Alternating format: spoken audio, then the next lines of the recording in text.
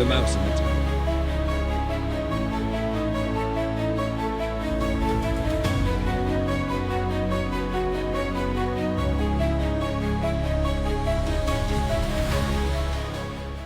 Chapter 1.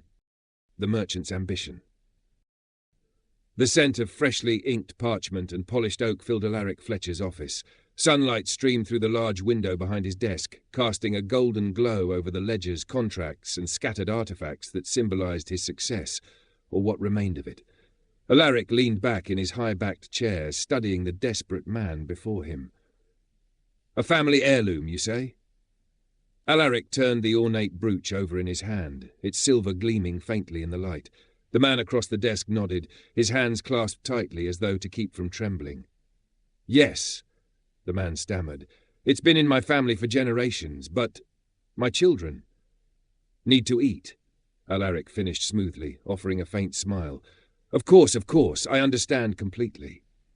The man's face lit with relief as Alaric leaned forward, sliding a pouch of coins across the desk. This will suffice to purchase enough supplies for the month, perhaps longer if you're careful. The man hesitated, his eyes flicking to the brooch. Alaric's smile hardened slightly. You can keep the brooch, he said softly, or you can keep your family fed. The choice is yours. With shaking hands, the man took the pouch, muttering thanks as he stood to leave. Alaric watched him go, the smile vanishing from his face the moment the door closed. He placed the brooch in a small box on his desk, alongside other trinkets acquired through similarly one-sided deals. The door creaked open again, and one of his assistants entered, carrying a stack of papers. The market figures from this morning, sir. Leave them, Alaric said, gesturing dismissively. And send for Harwin. I need to discuss something. Delicate. Yes, sir. The assistant placed the papers on the desk and hurried out. Alaric sifted through them idly, his brow furrowing at the sharp decline in profits. The competition from Maren Orwick was worse than he'd feared. By mid-afternoon, Alaric found himself in the bustling village marketplace. The air was thick with the mingling aromas of fresh bread, roasting meat, and sawdust from the carpenter's stall.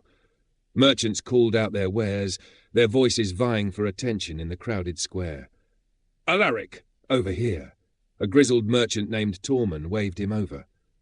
Heard you've been having a rough time with that Orwick woman. Alaric's jaw tightened, but he forced a smile. Maren has been industrious for now. Torman chuckled. You know, there's talk of wealth beyond imagining in the forest. Strange herbs, rare woods, even golden sap that fetches a fortune in certain markets. Dangerous, though. The villagers say the place is cursed.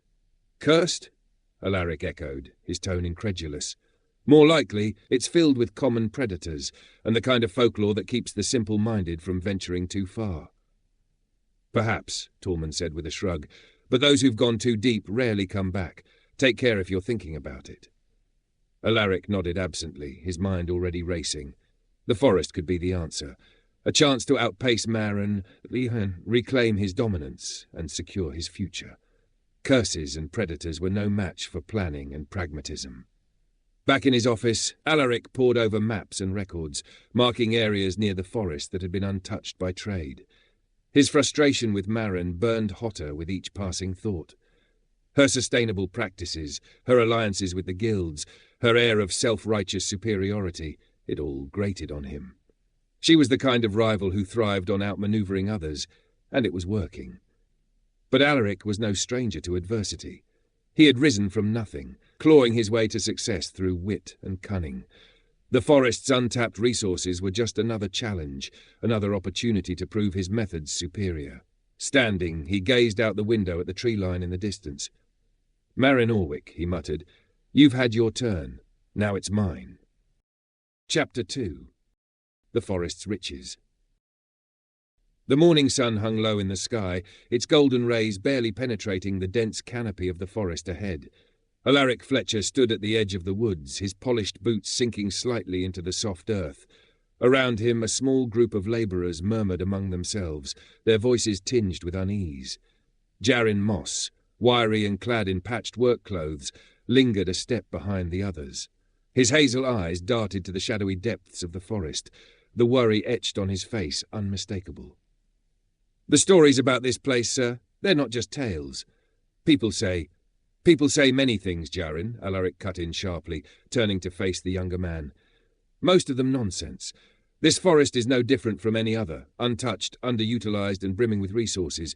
You're here to work, not to speculate. Jarin swallowed hard, nodding but remaining uneasy. The other labourers exchanged uneasy glances before hefting their tools and following Alaric as he strode into the forest without a backward glance. The woods quickly swallowed the group in an oppressive embrace. The trees here were ancient, their gnarled roots twisting across the ground like the fingers of some unseen giant. The air grew cooler as they ventured deeper, and the sounds of the village faded into a distant memory. Alaric, undeterred, led the way with a sense of purpose. He paused occasionally to mark trees with a small hatchet, selecting those he deemed most valuable. "This," he declared, gesturing to a towering oak with golden-hued bark, "is why we're here. A single cartload of this wood could fetch enough to double your wages." Despite his confident words, the labourer's unease deepened. Jarin, trailing near the back of the group, muttered a quiet prayer under his breath. He froze suddenly, his gaze fixed on a twisted tree whose bark seemed to shimmer faintly in the dim light. "Sir, have you ever seen anything like that?" Alaric followed Jarin's gaze and frowned. The tree in question did have an odd quality to it, as though the light refused to touch its surface. But he shook his head dismissively. "It's just a tree, Moss. Focus on the work." By mid-afternoon, the team had begun harvesting. Axes bit into bark with rhythmic thuds, and the forest floor was littered with fallen branches and wood chips. Alaric supervised with sharp eyes, occasionally barking orders to increase efficiency. Yet the atmosphere grew heavier with each passing hour. Jarin, struggling to keep his focus, hesitated as he caught sight of a shadow shifting out of the corner of his eye. He spun around, his axe poised defensively, but there was nothing there, only the dense forest, silent and unyielding. "Is there a problem?" Alaric's voice cut through the tension, and Jarin flinched. "No, sir," he muttered, though his hands trembled as he returned to his task. The air seemed to thicken, wrapping around the labourers like a suffocating shroud. Birds that had chirped merrily earlier in the day now fell eerily silent. The forest, once alive with the hum of nature, felt as if it were holding its breath. Alaric experienced a fleeting moment of disorientation. The trees seemed to loom closer, their twisted branches reaching toward him like skeletal hands. He blinked hard and shook his head. "Nonsense," he thought. "Exhaustion playing tricks."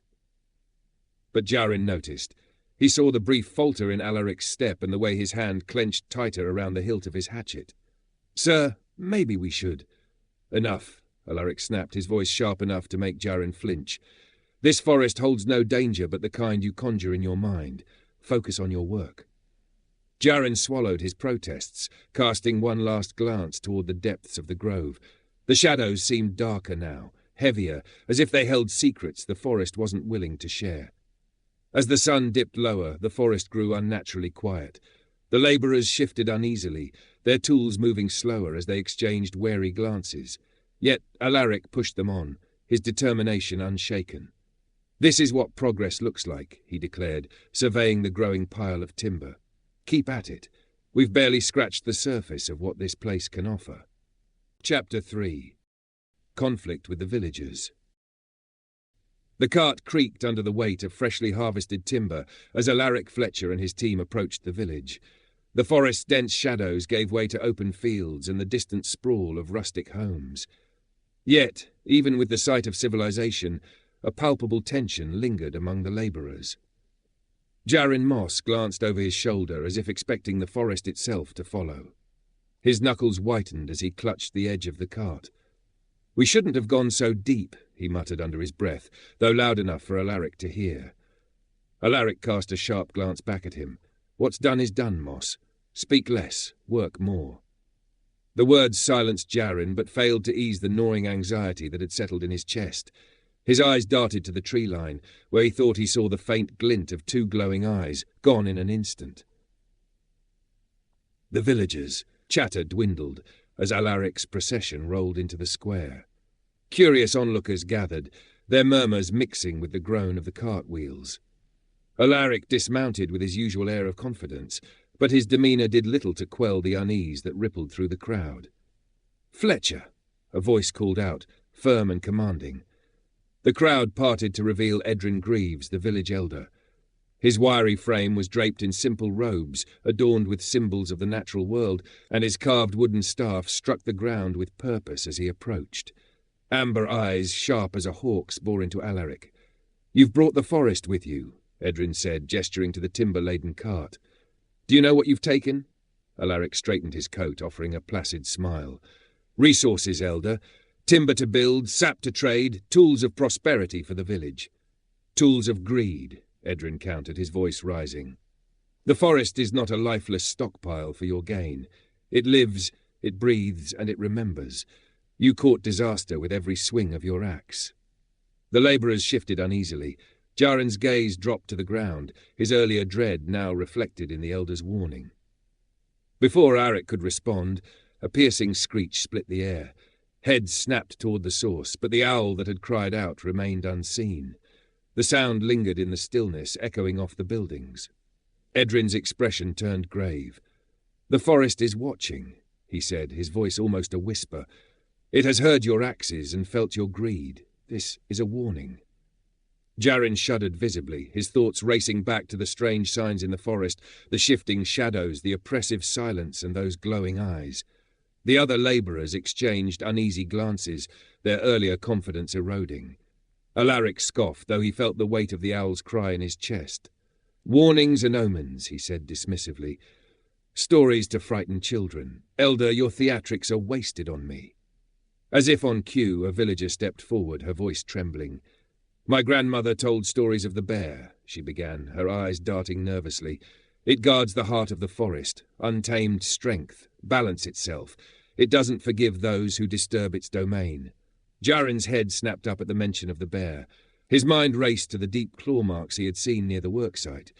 He opened his mouth to speak, but stopped himself, unsure of what to say. "Enough!" Alaric's voice cut through the murmurs. "We're builders, traders, providers. The forest is a resource, nothing more. These tales are distractions from reality." Edrin stepped closer, his amber eyes blazing. "Reality, Fletcher, is that the forest will not be pillaged without consequence. You've set something in motion that you cannot control." Alaric met the elder's gaze with steely defiance. "Control, Elder, is exactly what I have. Trade sustains this village. The timber from this forest will bring wealth and stability, not calamity." As the crowd began to disperse, Jaren lingered near the cart. He caught Alaric's attention, his voice low. "So what if the elder is right? The claw marks, the silence. We've never seen anything like it before." Alaric's patience frayed. "You let fear cloud your judgment, Moss. Don't let it cost you your livelihood." Jaren fell silent, but the doubt in his eyes was unmistakable. That evening, Alaric sat in his office, the faint glow of lantern light illuminating the maps and ledgers spread across his desk. The day's confrontation played on the edges of his mind, but it was Maren Orwick's growing influence that consumed him. Word had reached him of her latest deals. More guilds in her pocket, more trade routes under her control. Alaric clenched his fists. The forest was his edge, his chance to outmaneuver her. He wouldn't be swayed by superstition or the hesitations of his workers. He leaned back, gazing out the window toward the distant tree line. "Balance," he muttered with a bitter laugh. "Let's see if it holds." Chapter 4. Deeper into the forest. The morning was still as Alaric Fletcher led his smaller team deeper into the forest, the towering canopy overhead dimming the sunlight to a muted glow.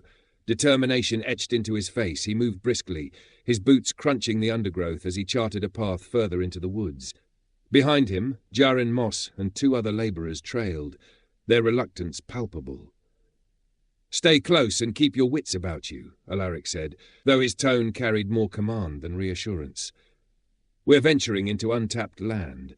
The rewards will make today's discomfort worth it." Jaren exchanged a wary glance with one of the others, but said nothing. The oppressive quiet of the forest made the usual banter of labourers feel out of place. Instead, the group moved in uneasy silence, their footsteps muffled by the soft earth. As they ventured deeper, the forest seemed to shift around them. Paths that had been clear moments before grew over with dense brush, while others twisted unexpectedly, leading them in circles. Jaren's unease mounted as he noticed clusters of glowing mushrooms sprouting along their route, their pale light casting eerie patterns on the trees. "Sir," he ventured cautiously, "these mushrooms, they weren't here earlier." Alaric barely glanced back. "Fungi thrive in undisturbed areas. It's a sign this forest hasn't been touched. Exactly what we're looking for." Jaren frowned, falling silent again. The glowing mushrooms seemed to pulse faintly, as though alive with a rhythm of their own. He didn't trust them. As the day wore on, a fox darted into their path, its sleek red fur catching the faint light filtering through the trees. It paused, staring at them with piercing eyes that seemed to gleam unnaturally. Then, with a flick of its tail, it slipped into the underbrush. "Did you see that?" Jaren asked, his voice barely above a whisper. "A fox," Alaric said dismissively. "Nothing to fear." "But it's watching us," Jaren insisted. Alaric stopped, turning to face the younger man. "It's an animal, Moss, likely more afraid of us than we are of it. Now, focus." Despite his leader's words, Jaren couldn't shake the feeling that the fox wasn't simply observing them. It was guiding them. He glanced over his shoulder periodically, half expecting it to reappear. By the time night fell, the group had set up camp in a small clearing. The forest around them was eerily silent, the usual nighttime chorus of insects and distant calls absent. Above, an owl with glowing eyes emerged from the canopy, its silent wings making it almost spectral as it circled them. Jaren's gaze followed the bird nervously. "That's not normal," he muttered. Alaric ignored him, focusing on stoking the fire. But as the owl swooped low, its cry cutting through the stillness like a blade, even Alaric ducked instinctively. The labourers exchanged uneasy glances, but Alaric quickly recovered. "It's just a bird," he said, his tone clipped. "Nothing more." The next morning, as they packed up to continue, more unsettling signs emerged. Jaren spotted massive claw marks gouged into a nearby tree, the bark peeled away in long, jagged lines. Nearby, the undergrowth was crushed, as if something enormous had passed through during the night. "That's no fox," one of the labourers muttered, his voice trembling. "A bear, perhaps," Alaric said dismissively, though his gaze lingered on the marks longer than he intended. "Nothing we can't handle. Keep moving." But the further they went, the heavier the air became. Shadows stretched unnaturally long, creeping toward the workers like grasping hands. The once vibrant calls of birds were replaced by oppressive silence. Jaren's every instinct screamed at him to turn back, but Alaric's relentless pace left no room for hesitation. Finally, they reached a grove unlike any they had seen before. Trees with golden-hued sap oozing from their trunks stood in stark contrast to the dark, gnarled forest around them. The air shimmered faintly as though imbued with some unseen energy. Alaric stopped, his expression triumphant. "This," he declared, gesturing to the grove, "is what we've been searching for. Riches beyond imagination." Jaren hesitated, his eyes darting between the strange trees and the darkened forest around them. "Sir, something about this place feels wrong." "Enough," Alaric snapped, his patience finally wearing thin. "You've let superstition cloud your judgment long enough. Start marking these trees. We'll begin harvesting tomorrow." Jaren reluctantly obeyed, but his unease only grew as the shadows seemed to deepen and the oppressive silence pressed down on him. Alaric, however, remained blind to the signs, his focus solely on the gleaming sap and the promise of wealth it represented. As the labourers worked under his watchful eye, the forest seemed to hum with a faint, ominous energy. Unseen, the fox watched from the shadows, its gleaming eyes fixed on Alaric. Chapter 5. First Signs of Trouble. The morning was grey and still, the usual chorus of birds and rustling leaves conspicuously absent. Alaric Fletcher stood at the edge of the golden-sapped grove, surveying his team as they prepared to begin harvesting. The labourers moved sluggishly, their unease palpable, but Alaric's voice cut through the stillness like a whip. "Enough dawdling," he barked. "Every minute wasted is coin slipping through our fingers." Reluctantly, the workers began their tasks, axes biting into the golden trees. The sound of chopping echoed unnaturally through the grove, amplified by the oppressive silence around them. Jaren Moss, his hands trembling slightly, swung his axe into the nearest trunk, watching the golden sap ooze slowly down. The troubles began almost immediately. A labourer's axe splintered at the handle mid-swing, the sharp crack startling the group. Nearby, another man cursed as his sore teeth dulled inexplicably after only a few cuts. Jaren stumbled over a root that had seemed to grow larger since the day before, sprawling awkwardly to the ground. "These tools were fine yesterday," one of the labourers muttered, inspecting his broken axe. "It's like the forest doesn't want us here." Alaric rolled his eyes. "Tools break. Replace them and keep working. Or are you expecting the trees to fell themselves?" Jaren said nothing but exchanged a wary glance with another labourer. Around them, the forest seemed to close in, its shadows lengthening despite the midday sun. As the day wore on, the strange occurrences escalated.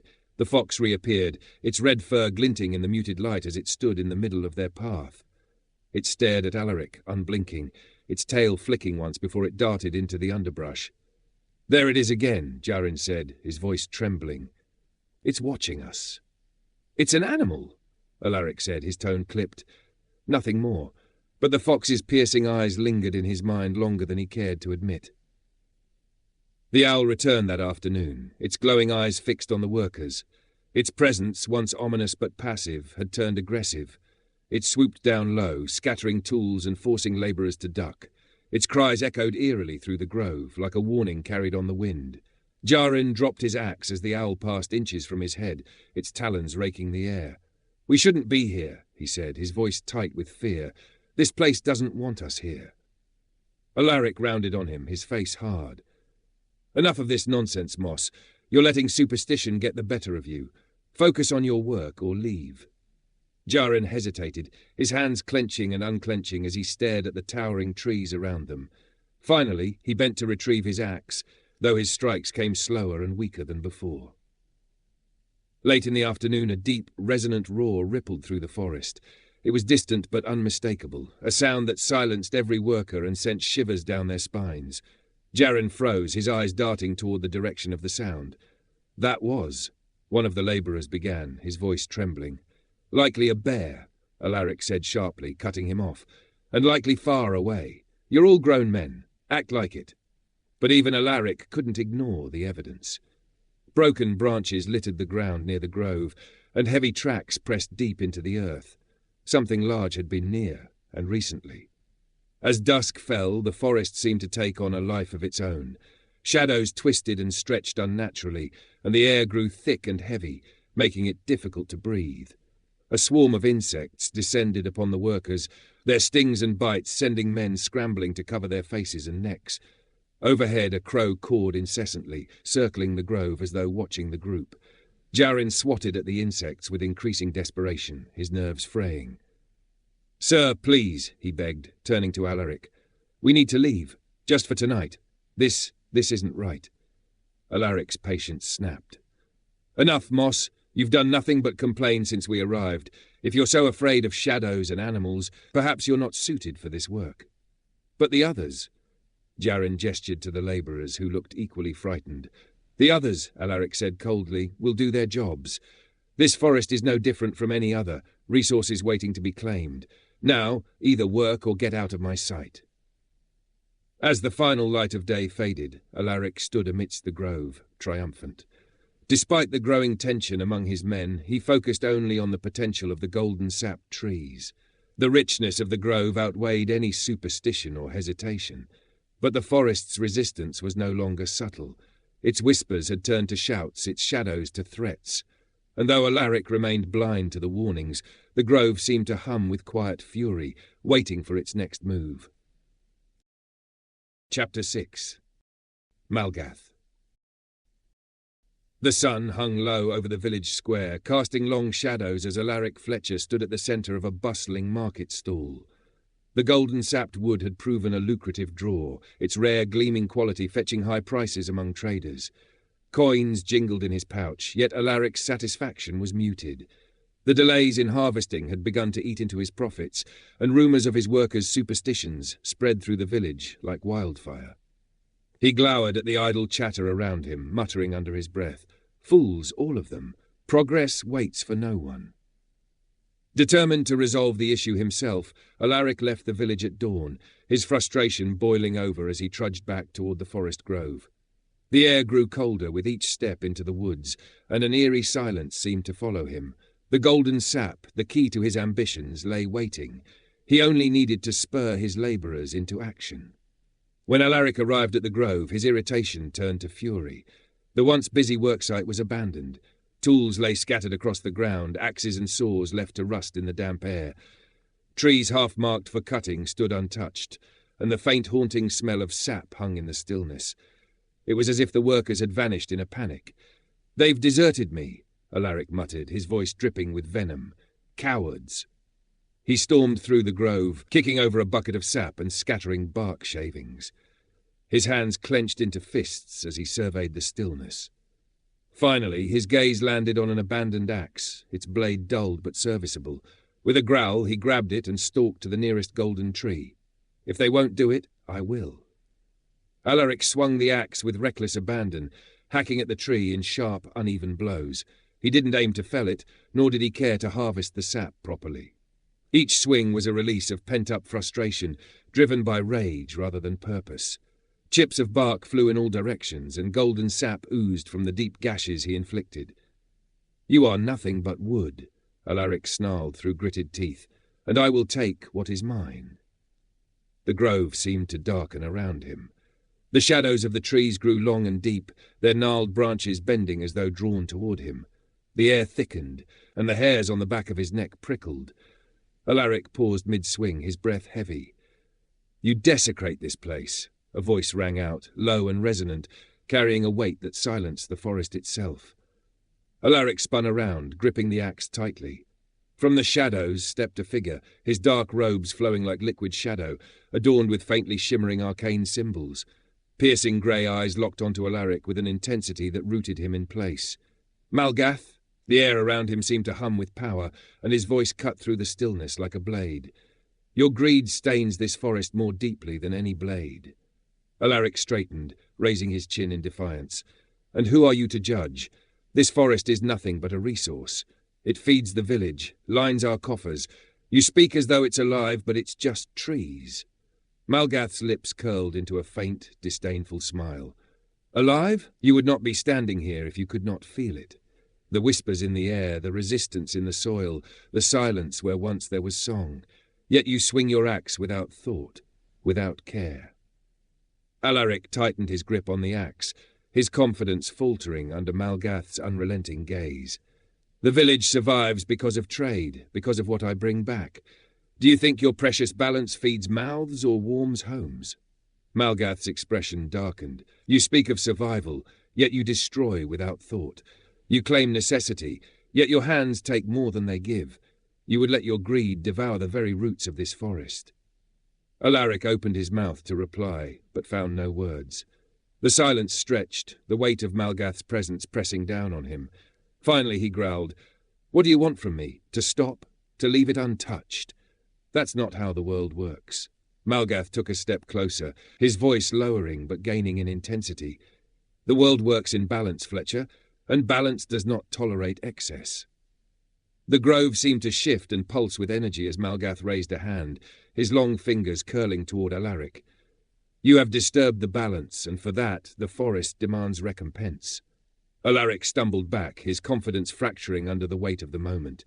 You have no right." Malgath's words cut him off. "I do not need your permission." The air around Alaric swirled, thickening and crackling with unseen power. His body began to tremble, shrinking and reshaping as a surge of energy overtook him. The axe fell from his hand, landing with a dull thud.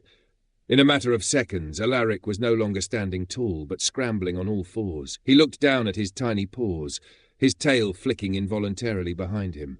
Panic surged through him as he realized his perspective had shifted entirely. He was no longer a man, but a mouse. Malgath regarded him with cold, calculating eyes, his voice heavy with finality.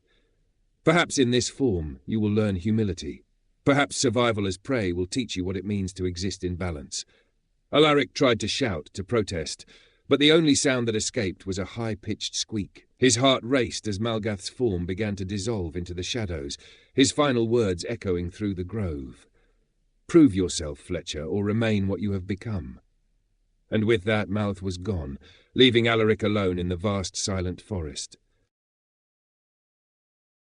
Chapter 7. cast out. The world was unrecognizable. Once a towering figure of confidence and control, Alaric Fletcher now scurried through the underbrush, his tiny paws sinking into damp earth. The forest, which had seemed imposing even as a man, now loomed vast and oppressive. Every tree trunk rose like an unscalable wall, their branches twisting into a dark canopy far above. The smallest sounds, a rustling leaf, a snapping twig, seemed magnified, each one a potential threat. Alaric paused beneath a gnarled root, his heart pounding. The transformation had left him shaken, his mind struggling to process his new reality. His once commanding voice was reduced to high-pitched squeaks, his hands and arms replaced by tiny limbs that trembled beneath him. He gritted his teeth, or what he thought were teeth, against the swell of panic threatening to overwhelm him. "I will fix this," he squeaked aloud, his voice barely audible even to himself. I'll find a way back." Determined to return to the village, Alaric set off in what he hoped was the direction of home. The forest stretched endlessly before him, a labyrinth of roots, fallen branches, and dense underbrush. Paths that had once seemed straightforward were now choked with obstacles, each step requiring effort and calculation. Hours passed, or so it felt, and the familiar landmarks he sought refused to appear. The forest seemed to shift around him, its trails dissolving into tangled brambles. A creeping dread clawed at his mind. From his diminished perspective, the world felt infinite, an endless maze with no exit. "Where is it?" he muttered, his voice cracking. The village was just that way. But there was no sign of the village, only the ever-deepening forest. Alaric's desperation grew as the light filtering through the canopy began to wane. Shadows stretched long and deep, and the rustle of unseen creatures set his fur on edge. He froze when he heard a faint hiss behind him, low and deliberate. Slowly he turned, his small heart pounding furiously in his chest. A snake, its sinuous body gliding effortlessly over the forest floor, emerged from the shadows. Its emerald eyes locked onto him, its tongue flicking out to taste the air. Panic overtook him. Alaric darted into the nearest opening, his tiny form slipping through a narrow gap between roots. The snake followed, its movements smooth and unhurried, as if savouring the hunt. Alaric scrambled frantically, his claws scrabbling against the soil as he pushed through tight spaces and under low-hanging leaves. The forest seemed to close in around him, every root and branch conspiring to slow his escape. His breaths came in short, panicked gasps as he narrowly slipped through a crevice too small for the snake to follow. The predator paused, its head tilting as if considering him, before slithering away into the undergrowth. Alaric collapsed, trembling and breathless. The encounter left him acutely aware of his vulnerability. As a man, he had wielded influence and strength, bending others to his will. But now, as a mouse, he was nothing. A creature at the bottom of the food chain, reliant on nothing but instinct and fear. The forest's silence returned, broken only by distant calls of birds and the rustling of leaves in the wind. Alaric forced himself to his feet, or paws, his resolve wavering, but not yet broken. He had escaped the snake, but his journey was far from over. The village, if it could still be reached, felt impossibly distant. "I will survive," he muttered, his voice tinged with defiance. "I will survive, and I will return." But the forest loomed around him, vast and uncaring, its shadows stretching endlessly into the unknown. For the first time in his life, Alaric Fletcher was utterly alone. Chapter 8. Malgath's Ultimatum. The forest transformed under the shroud of night, its shadows deepening into impenetrable darkness. The faint rustle of leaves and the occasional crack of a distant branch kept Alaric Fletcher on edge as he scurried forward. The owl's cry pierced the silence again, sharp and haunting. This time its sound sent a tremor through Alaric, each echoing note amplifying his fear. "Leave me be!" he squeaked, his voice trembling as he darted beneath a cluster of roots. But the owl's cry came again, closer now, its unseen presence looming above him like a spectre. Alaric stumbled upon a burrow, its entrance partially caved in and surrounded by scattered dirt. The scent of damp earth and decay lingered, but it offered the promise of safety. He scurried toward it, clawing desperately at the soil to widen the opening. "Come on," he muttered, his paws trembling as he dug. Just enough to get inside. Enough to... A faint vibration in the ground stopped him. Alaric froze, his whiskers twitching as the tremor grew stronger. The soil beneath his paws shifted, collapsing inward as the shaking intensified. Dirt rained down on him, forcing him to scramble free. Clawing his way out of the collapsing burrow, Alaric stumbled into the open. The darkness was suffocating, the moonlight filtering through the canopy barely illuminating the forest floor. His breaths came in rapid gasps as he tried to orient himself. Then, in the shadows, he saw it. A massive silhouette moving with deliberate, heavy steps. The ground trembled with each step as the figure loomed closer, the faint glow of golden sap catching on its enormous shape. "A bear," Alaric whispered, his tiny heart pounding against his chest. Panic surged through him as he began to retreat, but the creature moved with an unnatural fluidity. As it stepped fully into view, its features shifted, twisting into something far more terrifying. It wasn't a bear. Malgath stood before him, his form towering and otherworldly in the dim light. His grey eyes, sharp and piercing, locked onto Alaric's tiny frame with an expression of cold detachment. His dark robes seemed to flow with the forest's shadows, blending into the night as if he were part of it. "You scurry as prey because you see yourself as prey," Malgath said, his voice resonating with an unnatural depth. "This is no punishment, it's a mirror. You are not prey because of my magic, but because of your own nature." Alaric backed away, his small form trembling. "What do you want from me?" he demanded, though his squeaking voice carried no weight. Malgath ignored the question, stepping closer. "Your greed, your arrogance, your blind ambition, these are what brought you here. You claim power and control, yet you falter at the first sign of resistance. This forest reflects who you are, Alaric Fletcher." Alaric swallowed hard, his pride warring with his fear. "So you'll keep taunting me? Is that it?" Malgath's expression darkened.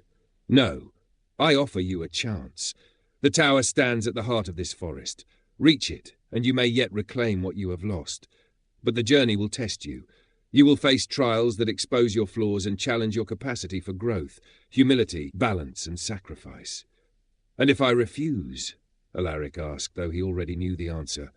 Malgath's voice turned icy. "Then you will remain as you are, a creature of prey, forever lost in the labyrinth of this forest." The words hung in the air like a judgment, and before Alaric could respond, the ground beneath him shifted again. He tumbled backward into the burrow, dirt caving in around him as he scrambled to climb out. When he finally emerged, gasping for breath, Malgath was gone. In the distance, faint golden light flickered through the trees, but it was not comforting. It was the eyes of the fox, watching him from the brush, its gaze sharp and knowing. Alaric froze, his fur bristling as the creature stared at him, unmoving. With a squeak of defiance, he darted back into the remnants of the burrow, clawing at the dirt to reshape it into a makeshift shelter. The fox did not approach, but lingered at the edge of the clearing, its presence a silent reminder of the forest's watchful eyes. As the night deepened, Alaric huddled in the burrow, his tiny body trembling with exhaustion and fear. Malgath's words replayed in his mind, gnawing at the edges of his pride. Trials of humility, balance, and sacrifice, words that felt more like mockery than guidance. "I'll show him," Alaric muttered, his voice filled with a mix of anger and desperation. "I'll reach that tower. I'll face his trials, but I'll do it on my terms. He won't break me." The forest around him was silent, save for the occasional rustle of leaves and the distant cry of the owl. Though deeply unsettled, Alaric clung to his defiance, viewing the journey ahead not as a path to redemption, but as a battle to prove his willpower and endurance. Above, the stars flickered faintly through the canopy, watching over a mouse who refused to see the mirror for what it truly reflected. Chapter 9. The Wilderness. The forest was silent as the first light of dawn seeped through the tangled canopy, casting faint beams over Alaric Fletcher's trembling form.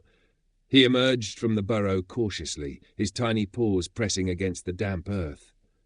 The events of the previous night lingered in his mind like a bitter aftertaste, but he forced himself to shake them off.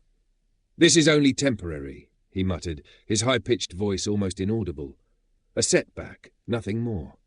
He turned his gaze toward the distant horizon, obscured by the towering trees and dense underbrush. Somewhere beyond this wilderness lay the tower Malgath had mentioned. Alaric was certain of it. He clenched his small teeth, refusing to entertain the notion that this predicament might hold deeper meaning. All he needed was to endure and reach his goal. Everything else was irrelevant. As the morning wore on, Alaric's immediate concerns turned to survival. Hunger gnawed at him, a dull but persistent reminder of his diminished state. He sniffed the air, his whiskers twitching as he searched for food. His tiny frame allowed him to navigate through underbrush and roots with ease, but every potential meal he encountered had already been stripped away, berries plucked, seeds scattered. The realization struck him like a blow. This was the very area his team had scoured during their earlier expeditions. They had stripped it bare, leaving little behind for the creatures that depended on it. Now, as one of them, Alaric felt the weight of his actions.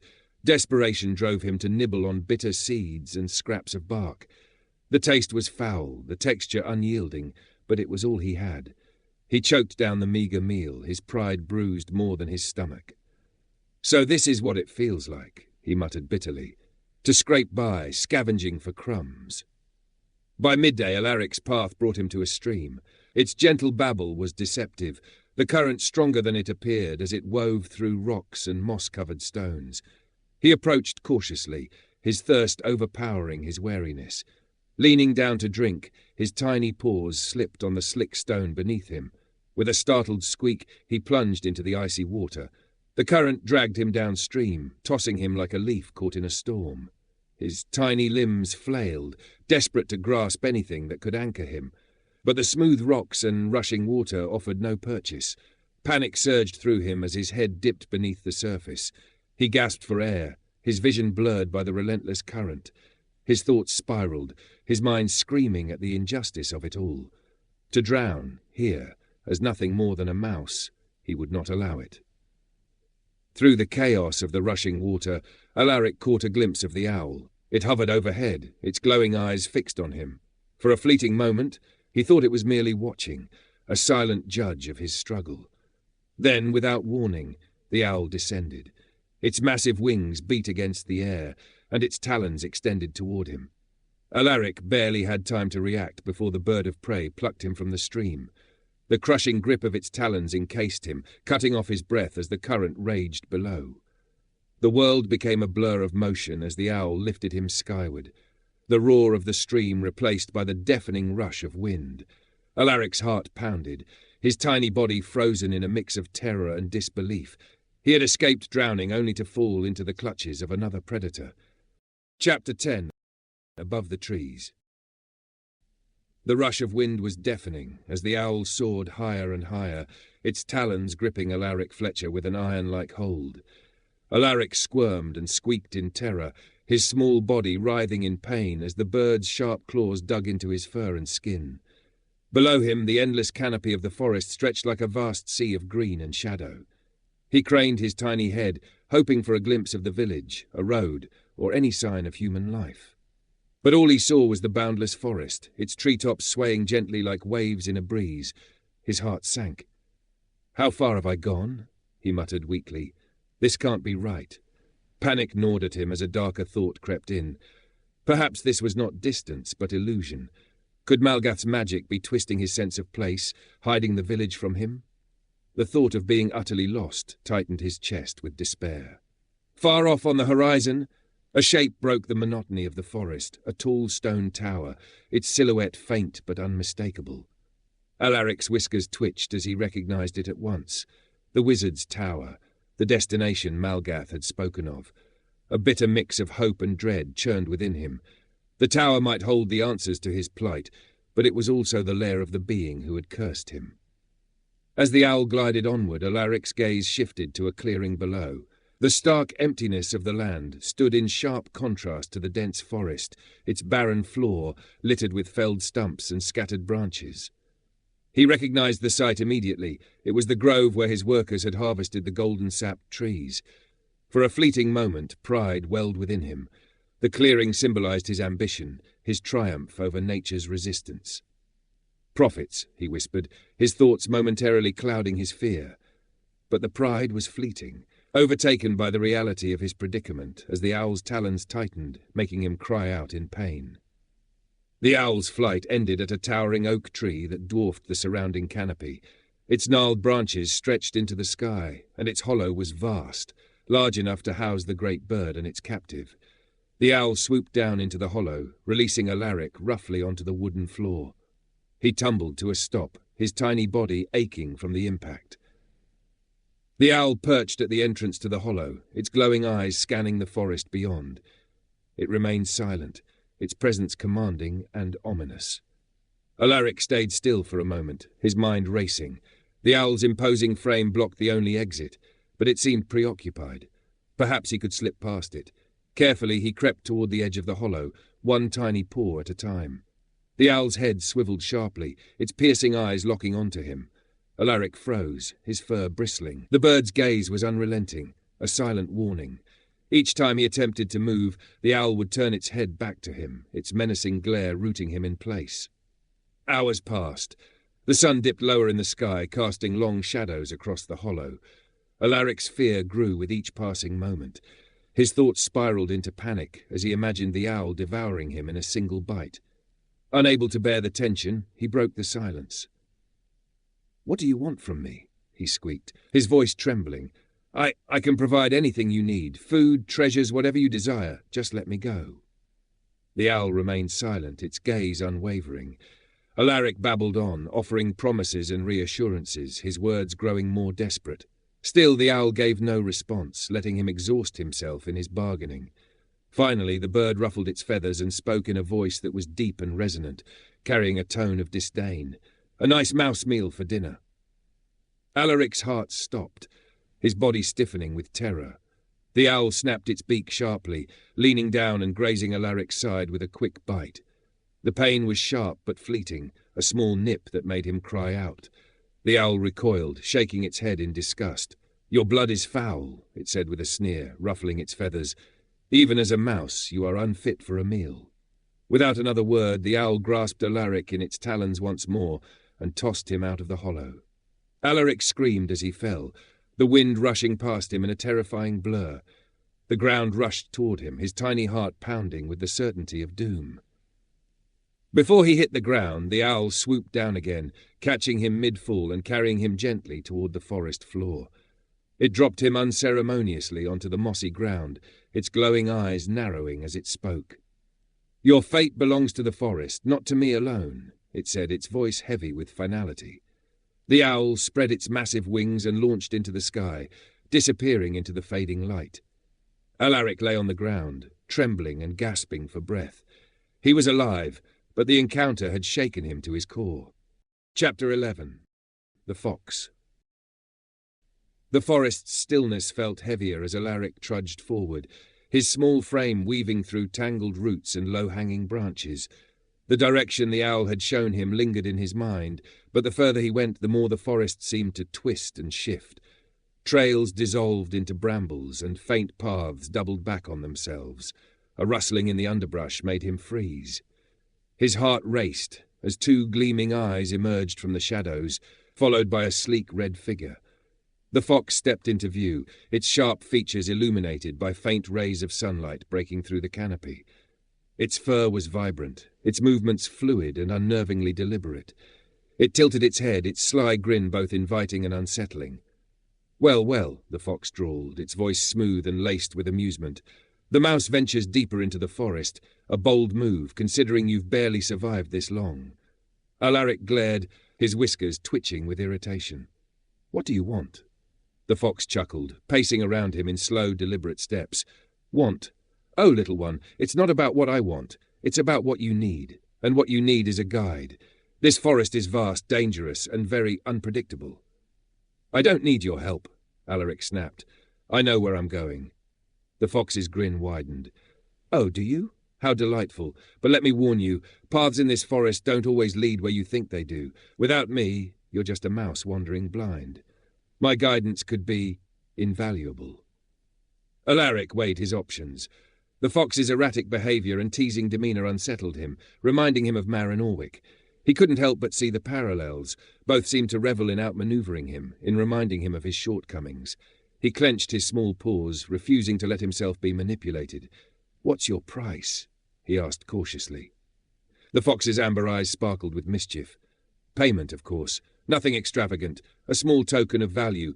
Surely you have something to offer, even in your current state." Alaric's mind raced.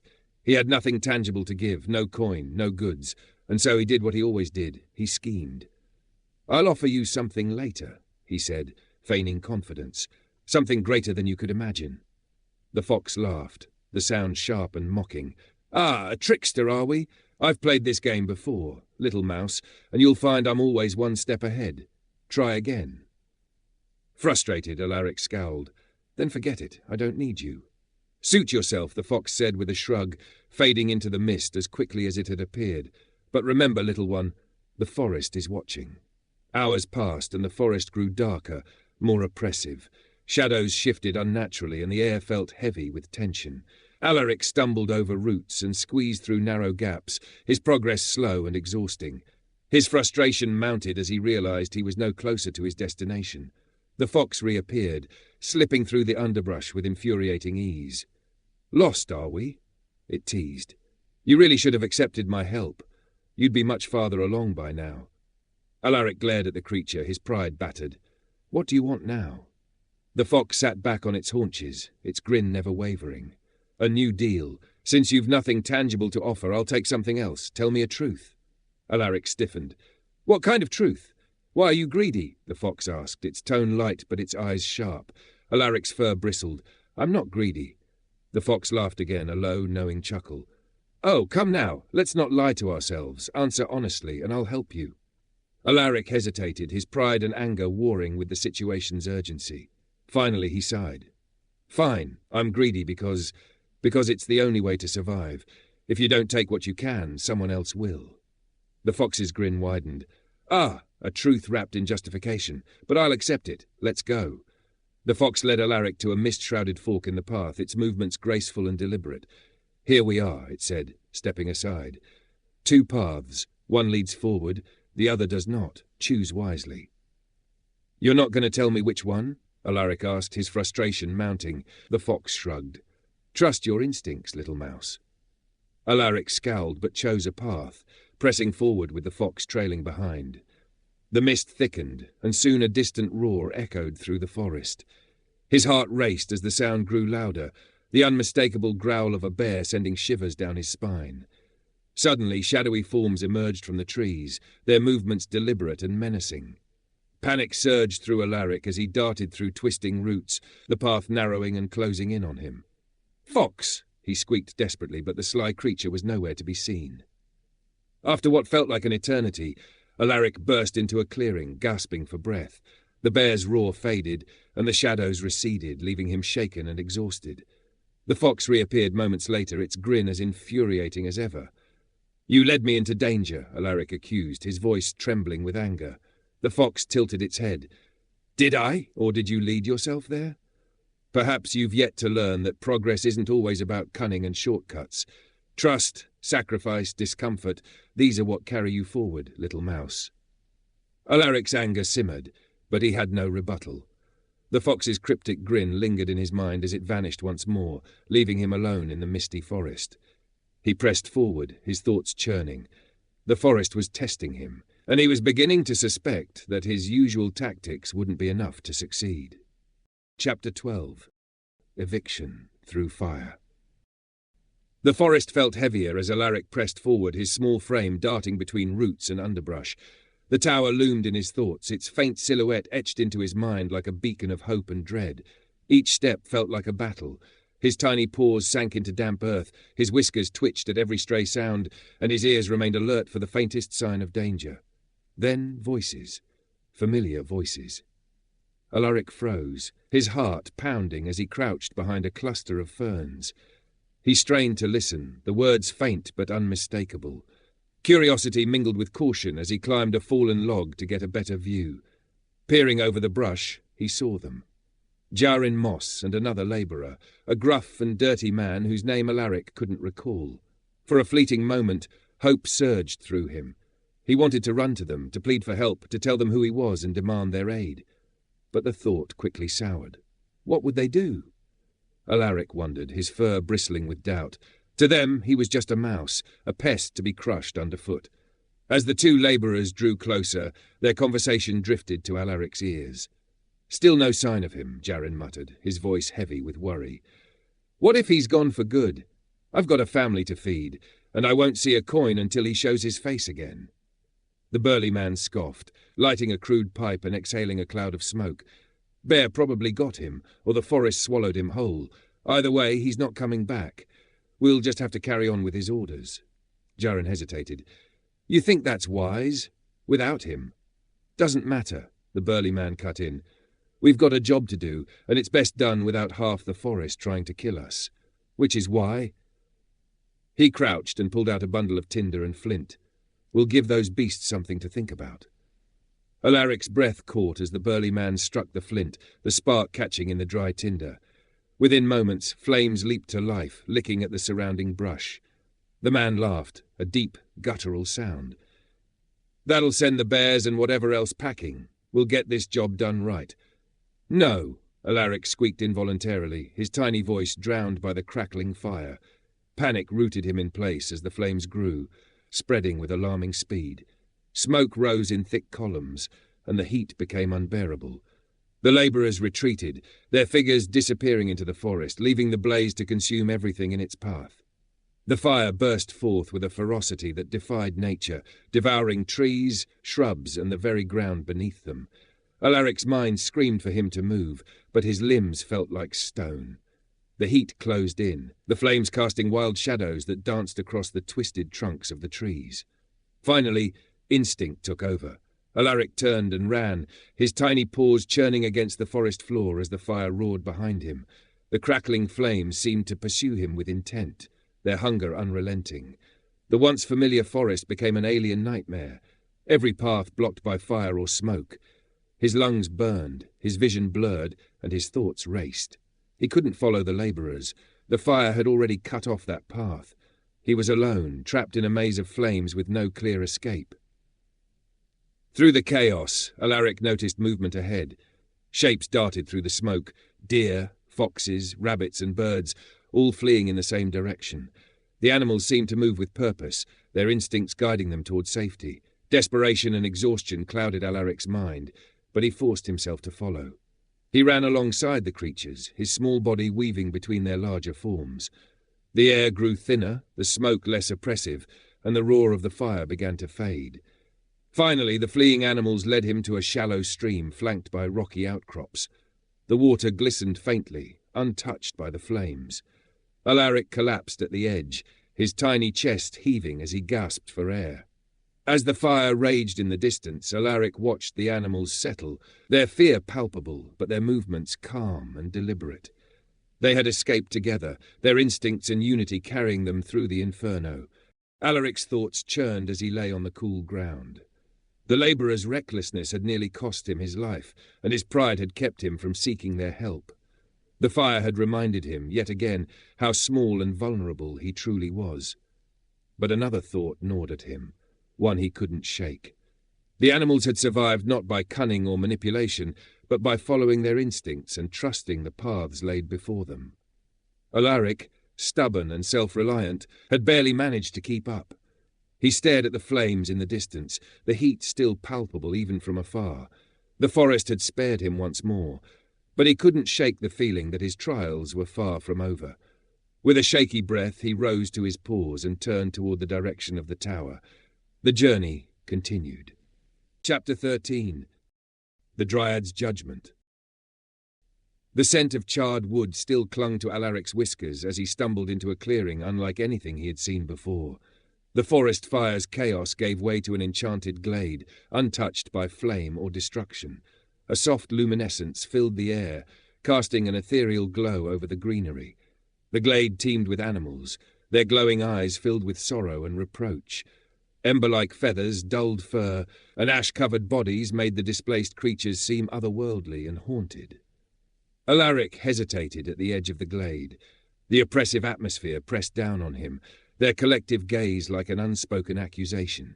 He felt small, not just in size, but in spirit.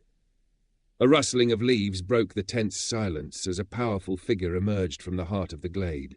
The Dryad stepped forward, her form elegant and commanding, her hair flowing like a cascade of autumn leaves. Her eyes glowed with a piercing intensity that flickered between anger and reluctant curiosity. As she approached, her gaze locked onto Alaric, and she froze. "What?" she murmured, confusion flashing across her face. "I felt the aura of the one who defiled this forest, yet you are but a mouse?" Alaric's fur bristled as the dryad crouched to inspect him more closely. "Forgive me," she said softly, her voice laced with regret. "I mistook your energy for another. You carry the weight of destruction on your aura, yet your form speaks of innocence." Before Alaric could respond, she gestured toward the glade. "Come, little one. You are safe here." Alaric stepped cautiously into the glade, his gaze flicking between the animals and the dryad. Her commanding presence was impossible to ignore, but the judgmental stares of the displaced creatures were what truly unsettled him. As he crossed the soft grass, the dryad spoke, her voice steady and grave. "The balance of this forest has been shattered," she said, gesturing to the wounded animals around her. "The fire, the destruction, all caused by the greed of one man who sought to take without thought. He has harmed not only the forest, but the lives that depend on it." Alaric swallowed hard, forcing himself to remain silent. If she knew, if she even suspected, his thoughts raced. He nodded meekly, playing the part of an innocent victim. "Rest," the dryad said, motioning toward a small gathering of food, a modest array of fruits and nuts laid out in carefully measured portions. "Eat, little one, and recover. You have endured much." Hunger overpowered Alaric's caution. He darted toward the food and began devouring it with abandon, stuffing his cheeks with whatever he could manage. His stomach, empty for so long, demanded more. He ignored the stares of the other animals as he ate far beyond what was set aside for him, even hoarding extra morsels in a small pile near his spot. The dryad and the animals exchanged glances. Their pity for the traumatized mouse tempered their disapproval. They whispered among themselves, forgiving his behavior as a reaction to the horrors he had witnessed. But the momentary peace was shattered as the fox stepped into the glade. The fox's sharp eyes scanned the gathering, locking onto Alaric immediately. A sly grin spread across its face as it sauntered closer, its steps deliberate and confident. Alaric froze, instinctively trying to shield himself behind his hoarded pile of food. "Well, well," the fox said with a low chuckle. "What a surprise to see you here, little mouse." The dryad turned, her gaze narrowing. "You know this one?" "Oh, I know him," the fox replied smoothly, circling Alaric. "But he is no mere mouse. Let me tell you a tale of a man named Alaric Fletcher, a man whose greed burned brighter than any fire." The glade erupted into whispers and gasps. The dryad's expression darkened, her piercing gaze snapping back to Alaric. "Is this true?"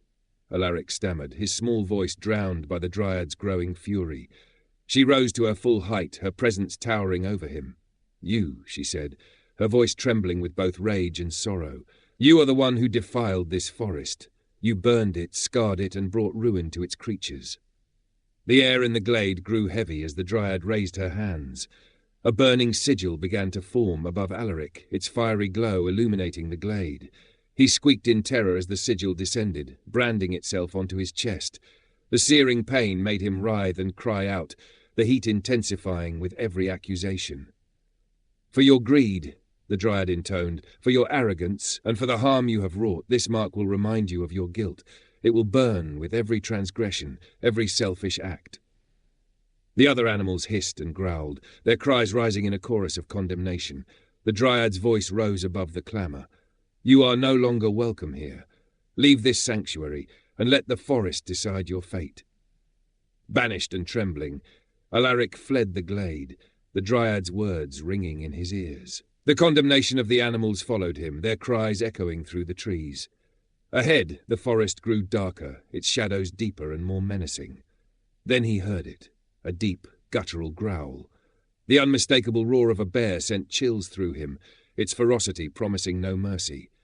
Alaric's heart raced as he pressed onward, the burning sigil on his chest a constant reminder of his sins.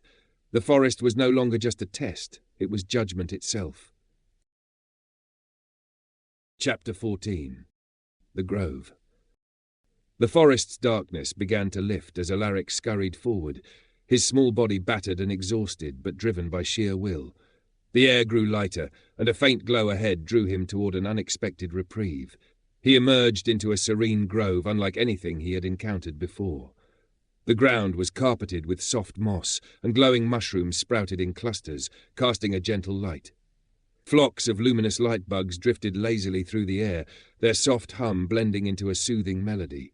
For the first time in what felt like an eternity, Alaric felt calm. The grove exuded a rare sense of peace, a haven untouched by the chaos and trials of the forest.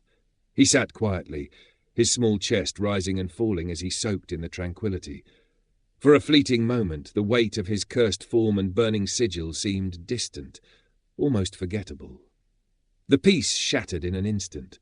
Flashes of light flickered around him, and tiny, mischievous figures emerged from the shadows. The sprites were no taller than a blade of grass, their forms shimmering with ever-changing colours.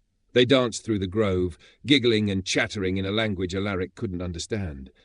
One sprite approached him, its glowing form pulsing like a heartbeat. With a flick of its hand, an image appeared in the air. Alaric, restored to his human form, standing triumphantly above Maren Orwick as she knelt before him, defeated. Another sprite joined, conjuring a vision of overflowing treasure chests, the golden-sapped wood piled high in wagons bound for distant cities. The scenes were vivid and intoxicating, each more alluring than the last. Alaric's breath quickened as the illusions shifted again. This time he saw himself in grand halls, revered and powerful, his name spoken with admiration and fear, and then, most temptingly, a vision of his curse breaking, a flash of light, and he stood once more as a man, the sigil on his chest fading into nothing. The temptation was overwhelming. He took a step forward, his tiny paws trembling. The illusions seemed to pull him closer, promising everything he had ever wanted. Laughter broke the spell. The illusions dissolved into wisps of light, and the sprites' giggles turned mocking. Alaric stumbled, his small body racked with humiliation. "What's the meaning of this?" he demanded, his voice a high-pitched squeak. The sprites only laughed harder, swirling around him in chaotic patterns. Their once beautiful lights began to dim, and their tricks took a darker turn. The grove shifted, the soothing melody replaced by a haunting hum. Shadows pooled at the edges of the clearing, and from their depths emerged a shifting, amorphous figure. The figure spoke with a voice that echoed in Alaric's mind, twisting his thoughts into knots. "Who are you, Alaric Fletcher?" it asked, its tone both mocking and cruel. The shadow twisted into familiar shapes, Maren Orwick's stern face, the dryad's piercing gaze, the fox's sly grin, before morphing into Alaric's own reflection, distorted and grotesque. The sigil on his chest burned fiercely, its searing heat intensifying with every flicker of the shadowy figure. Alaric recoiled, his breath ragged as doubt and fear consumed him. The sprites gathered again, their light dim but steady. One floated close, its voice now soft and deliberate. "Choose, little one. Stay in this grove, and we will grant you peace. No more pain, no more trials. The sigil will fade, and you will be safe." Another sprite continued, its tone laced with warning. "Or press onward. The forest will test you further, and there will be no promises of safety. You will face the unknown, alone." The grove's serenity seemed to beckon him. To stay meant an end to his suffering, a chance to live without fear or humiliation. But something in Alaric stirred, pride, defiance, or perhaps desperation.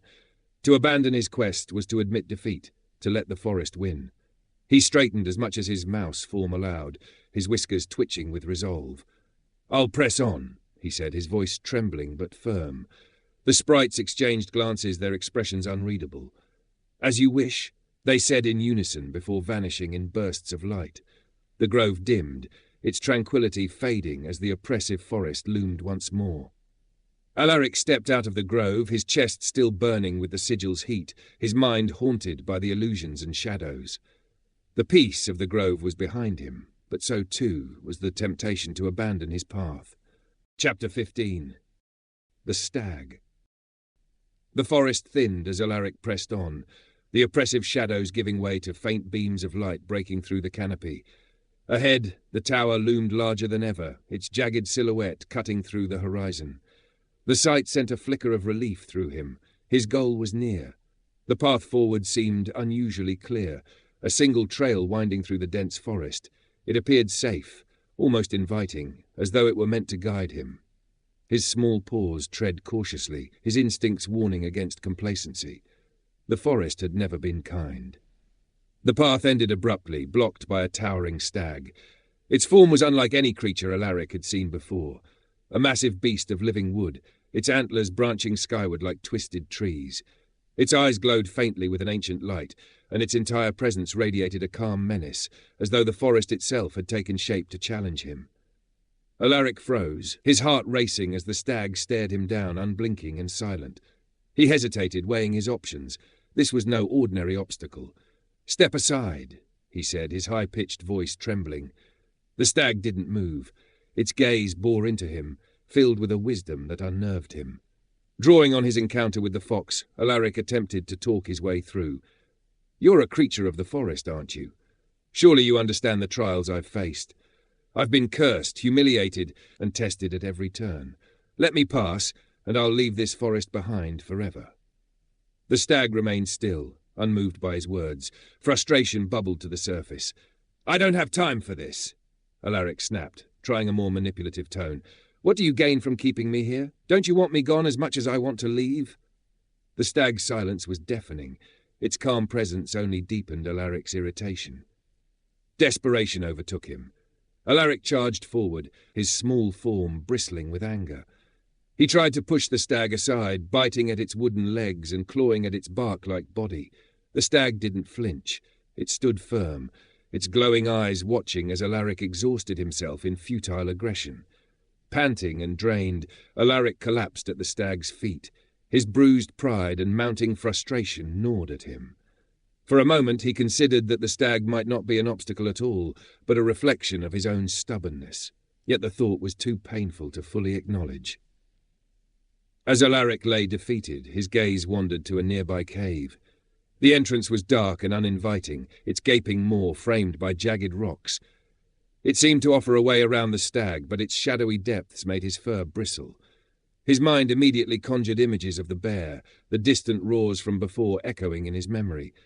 He glanced back at the stag, its silent gaze unwavering. He couldn't turn back. The bear was somewhere behind him. Perhaps the cave offered his only chance to bypass this unyielding guardian.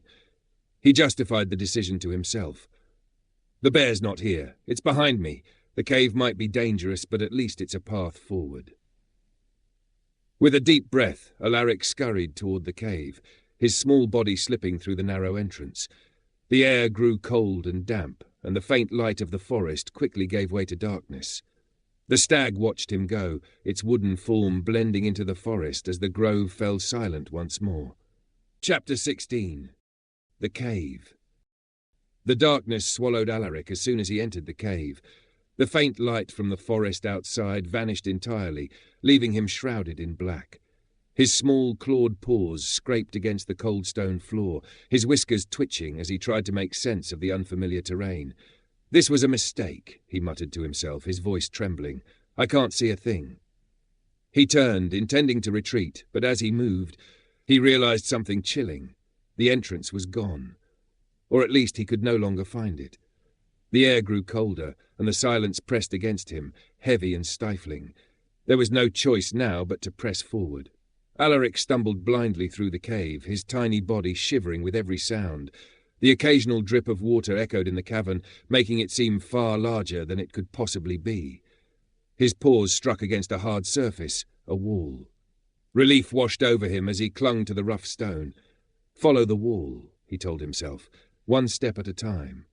He moved slowly, his paws tracing the wall's uneven surface. Time seemed to stretch endlessly in the oppressive dark, and his thoughts spiraled into panic. Was the cave endless? Would he be trapped here forever? Just as despair began to claw at him, a faint glimmer of light appeared in the distance. It was small, like the flicker of a single star. Alaric froze, his heart leaping with hope. He clung to the wall and inched toward the light, his breath shallow and controlled. But as he neared it, the light faded away. Another light appeared, farther away this time, then another in a different direction. Alaric's frustration mounted as he tried to make sense of it. The lights danced in the distance, and soon he realized what they were. Light bugs. One by one they began to illuminate, their soft, golden glow spreading like ripples across the cave. Suddenly, the entire space erupted into light, thousands of light bugs casting their glow onto the cavern walls. Alaric's jaw dropped. The cave was enormous, far larger than he could have imagined. Its vaulted ceiling stretched high above, disappearing into shadows. Stalagmites and stalactites jutted like jagged teeth, and pools of water shimmered faintly. And in the centre of the cave lay the bear. The bear was colossal, its massive form rising and falling with deep, laboured breaths. Its fur was singed in patches, revealing raw, blistered skin beneath. Its body bore the marks of its struggles.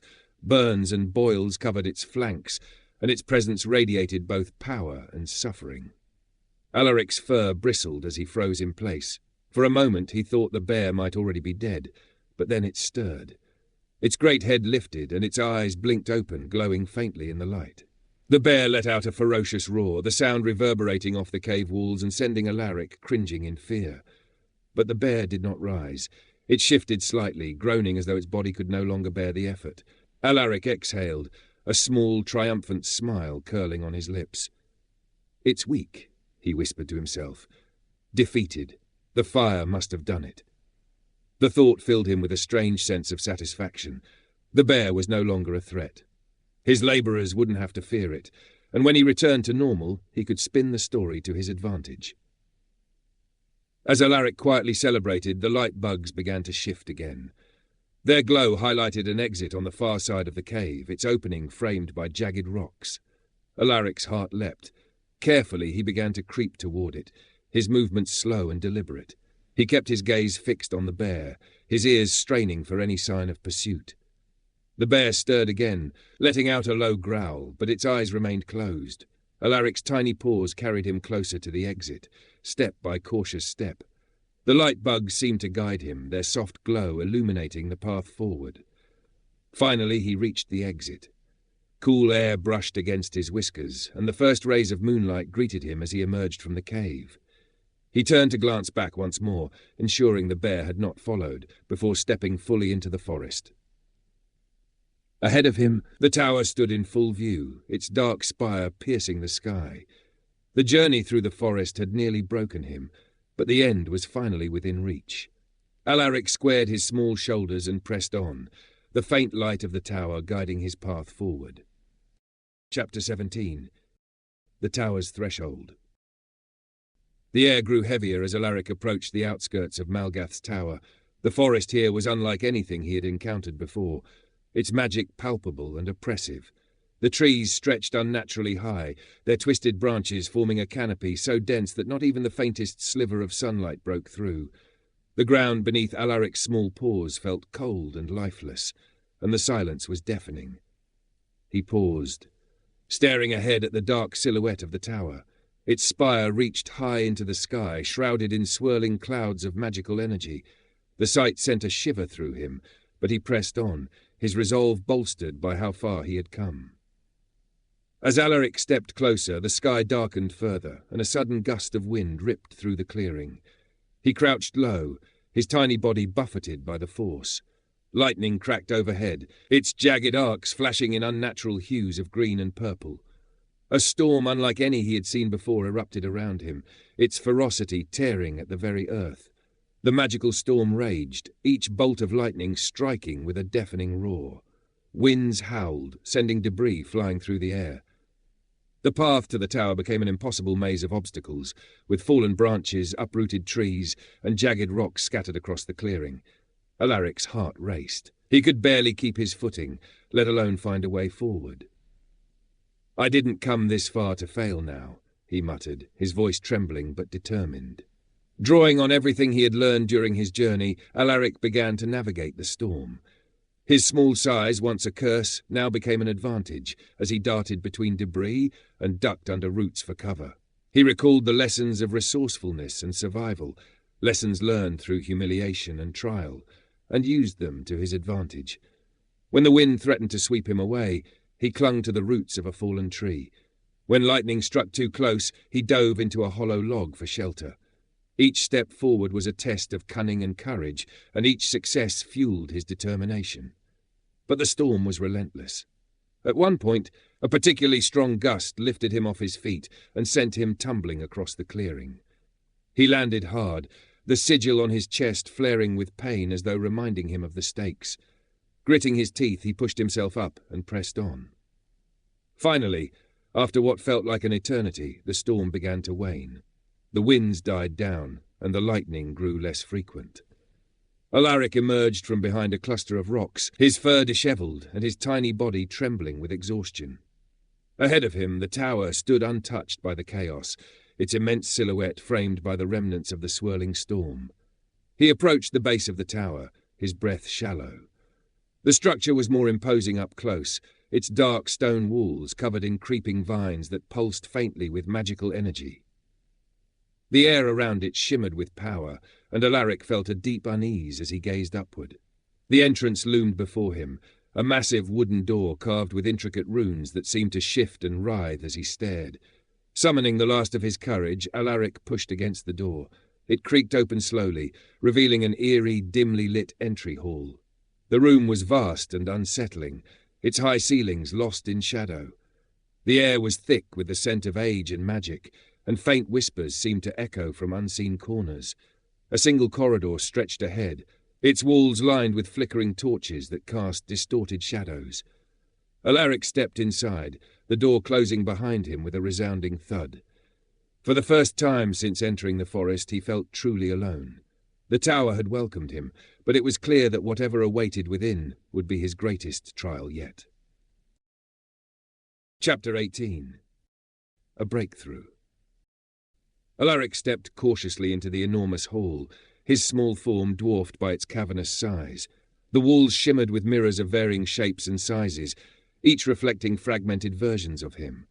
The air was thick with whispers, his voice mingled with others, creating an echoing cacophony that seemed to emanate from the very walls. The voices grew louder as he ventured further. He could hear himself, repeating his lies and manipulations with a cruel, mocking tone. Then came the Dryad's voice, condemning his greed and the plaintive cries of the displaced animals, their sorrowful pleas weaving into a chorus of blame. Alaric froze as the reflections shifted. In one mirror he saw himself wealthy, powerful and respected, his influence dwarfing that of Marin Orwick. His heart quickened as he gazed at the image, longing for its reality. But the next mirror showed something else, a grove lush and thriving, its creatures at peace, a reflection of what might have been if he had acted selflessly. The whispers grew harsher, and the reflections began to twist. His triumphant image morphed into one of loneliness, his wealth scattered and his body hunched under the weight of greed. The peaceful grove turned to ruin, its creatures displaced and suffering. His chest tightened as the sigil flared, a searing pain that burned with the weight of his failures. He struggled to move forward, the voices clawing at his mind, nearly paralyzing him. Anger bubbled within him, a desperate attempt to silence the haunting illusions. He lunged at one of the mirrors, his tiny frame colliding with the glass. It didn't even crack. Frustrated, he turned to another, hurling himself with all his strength, but the result was the same. "I've had enough!" he cried, his voice trembling with fury. He spun around, searching for an escape, but the entrance was gone. His heart sank as he realized the walls themselves had turned to mirrors. Every direction reflected his failures and fears, trapping him in an endless maze of his own making. The sigil on his chest flared brighter, its heat becoming unbearable. The room shifted, and Alaric's reflection in one of the mirrors began to move independently. The mirrored version of him stepped out of the glass, growing to Alaric's true size. The illusion towered over him, its eyes gleaming with malice.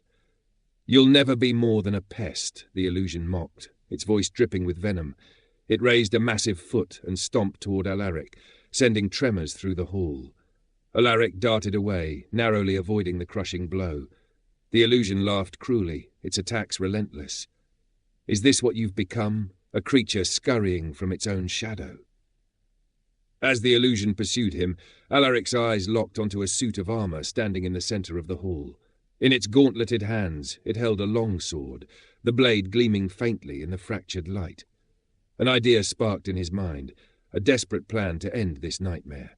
He scurried toward the armor, climbing up its leg as the illusion continued to stomp and swipe at him. The armor rattled violently, each blow from the illusion threatening to dislodge him. Alaric gritted his teeth, clinging tightly as he scaled higher. The sword was massive compared to his small frame, its hilt barely within reach. He scrambled onto the armor's arm, pushing with all his strength to knock the sword loose, but it wouldn't budge.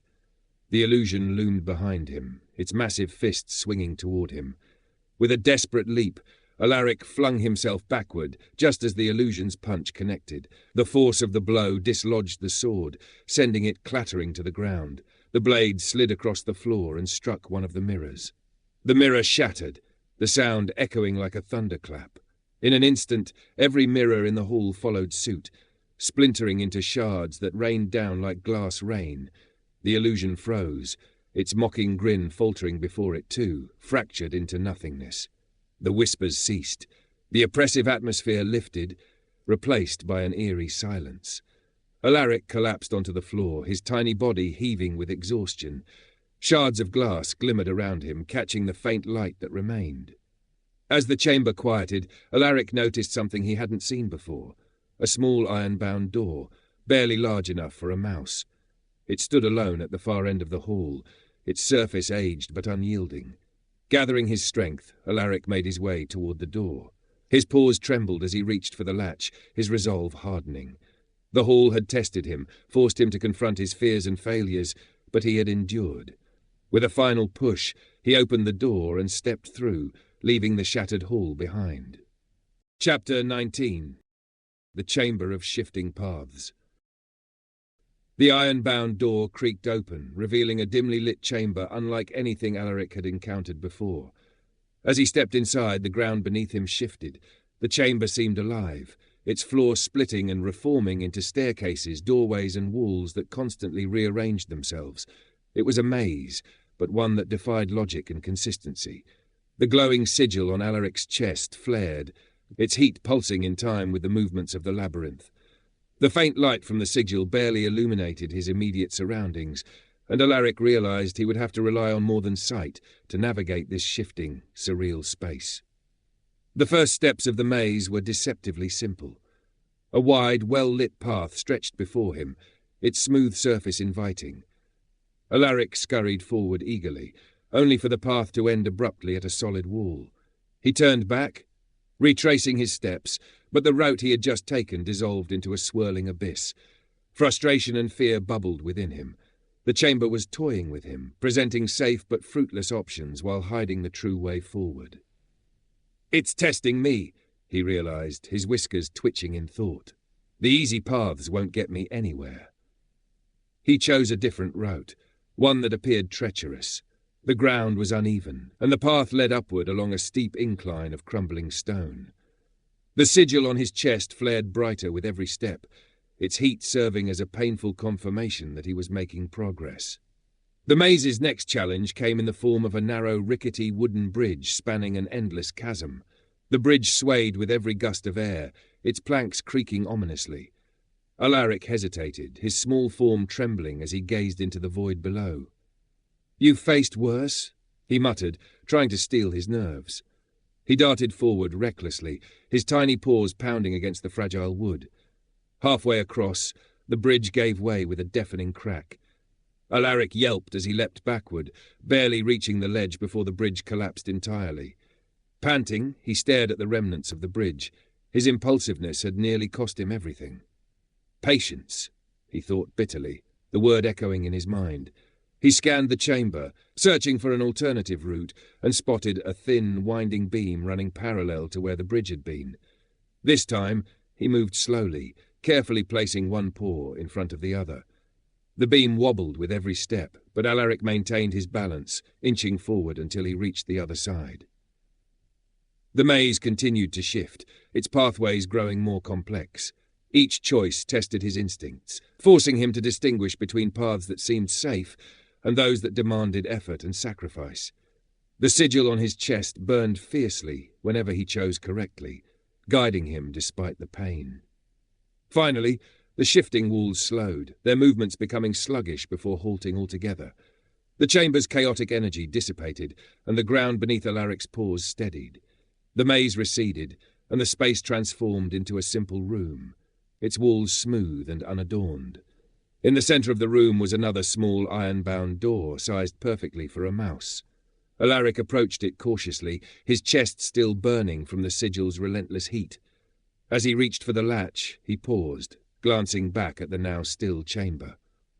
The trials of the maze had been grueling, but he had overcome them, not with brute force or cunning, but through patience and perseverance. With a deep breath, Alaric pushed open the door and stepped through, leaving the maze behind. Chapter 20. The Trial of the Beasts. The iron-bound door slammed shut behind Alaric with a resounding thud, sealing him inside yet another chamber. He stepped forward cautiously, his tiny paws echoing faintly in the vast, dimly lit space. In front of him stood two closed doors, identical in design but foreboding in their simplicity. A familiar voice broke the silence. "Well, well, look who made it this far." Alaric spun around to see the fox lounging casually behind him, its sly grin as infuriating as ever. "You!" Alaric squeaked, his fur bristling with frustration. "You abandoned me in the grove. You left me to face all of this alone." The fox's grin widened. "Abandoned?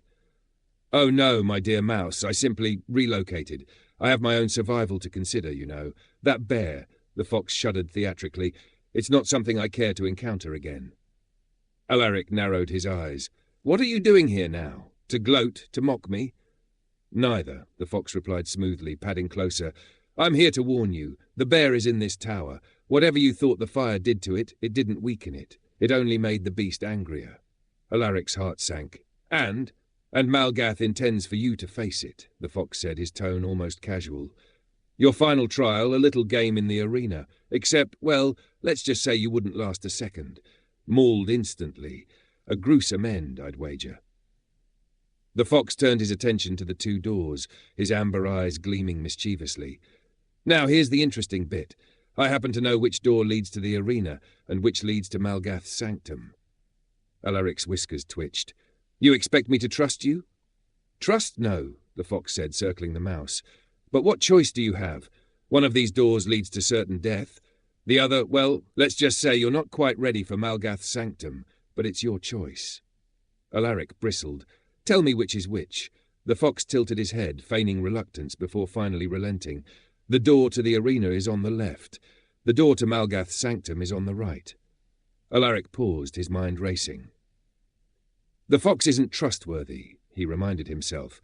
Every encounter with the creature had been riddled with manipulation and deceit. Could he truly believe its claim? He turned his gaze to the two doors, each identical and inscrutable. If the fox was lying, choosing the wrong door would mean death, but hesitation wasn't an option. The sigil on his chest burned faintly, urging him forward. With a deep breath, Alaric made his decision. "The fox can't be trusted," he thought. He stepped toward the left door and pushed it open. The hinges groaned as the door swung inward, revealing a long, dimly lit hallway stretching into the distance. Behind him, the fox chuckled. "Bold choice," it said, its voice echoing as the door slammed shut behind Alaric. The hallway stretched endlessly before him, its oppressive silence broken only by the faint sound of his own footsteps. The air was thick with tension, and Alaric couldn't shake the feeling that he had made a critical mistake. Yet he pressed on, his small frame silhouetted against the faint light ahead, determined to face whatever awaited him at the end of the hall. Chapter 21. The Bear. The hallway opened into a vast chamber, its ground covered in flat, desolate sand. Alaric's small paws sank slightly into the gritty surface as he ventured forward, his eyes scanning the space. Around the arena, stone seating rose in tiers like an amphitheatre, and the stands were filled with hundreds of forest creatures. Their glowing eyes stared down at him, their jeers and calls creating a deafening cacophony. At the front of the audience sat the Dryad, her commanding presence impossible to miss. She pointed directly at Alaric, her voice ringing out above the crowd. "You, the defiler of balance! How fitting to see you reduced to this!" Before Alaric could respond, a loud metallic clang echoed behind him. He spun around to see the iron gate slamming shut, trapping him inside the arena. Panic set in as the crowd's noise grew louder, their cries blending into a chaotic symphony of scorn. Then it came, the unmistakable roar of the bear. The sound reverberated through the chamber, silencing the crowd for a moment before they erupted into a frenzy. Alaric's whiskers twitched as he heard the heavy thuds of paws approaching, each step sending vibrations through the ground. Desperation took hold. Without thinking, Alaric darted toward the arena wall, his claws scrabbling for purchase as he attempted to climb. If he could reach the seats above, perhaps he could escape. The sound of the bear's roar grew louder, but Alaric focused on his ascent. Just as he reached halfway up the wall, a rush of wind blew past him. The owl swooped down, its glowing eyes locking onto him as it grabbed him with its talons. Alaric squeaked in terror, struggling in vain against the owl's grip. "The time has come for you to face your fate," the owl said solemnly, its voice deep and resonant. Without hesitation, it released Alaric, dropping him into the center of the arena. He landed with a soft thud, dazed and trembling. The crowd's jeers faded into a tense silence as the bear appeared at the opposite end of the arena. It emerged slowly, its massive form casting a long shadow across the sand. Its singed fur and blistered skin made it look even more menacing, and its glowing eyes burned with anger. There was no warning, no preamble. The bear charged. Its powerful legs propelled it forward with alarming speed, and the ground shook beneath its weight. Alaric stood frozen, his body paralyzed with fear as the massive creature closed the distance. The bear pounced, its massive paws slamming down around Alaric. It snatched him up by the tail, lifting him high above its head. Alaric dangled helplessly, his tiny frame swinging back and forth. The bear's maw opened wide, its teeth glinting menacingly as it prepared to drop him in. Tears welled up in Alaric's eyes. He began sobbing uncontrollably, his small body convulsing with each breath. "I'm sorry," he squeaked, his voice breaking. "I'm so sorry for everything. The forest, the creatures, I didn't mean for it to go this far." His tears, large for his small form, fell onto the bear's snout. The drops landed on its burnt skin, and to Alaric's surprise, the bear hesitated. The pain in its expression softened slightly as the tears seemed to soothe the blistered wounds. The bear grunted, squeezing Alaric tightly like a sponge. More tears poured from him, landing on the bear's other injuries. The bear shifted, angling Alaric to direct the tears over its body, the relief evident in its movements.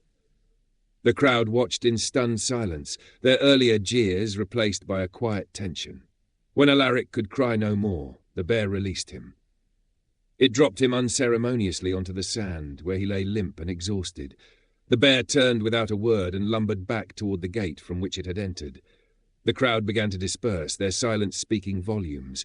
The owl swooped down again, grabbing Alaric gently in its talons. As it carried him upward, the owl spoke. "Crocodile tears heal nothing. Your tears, however, were genuine.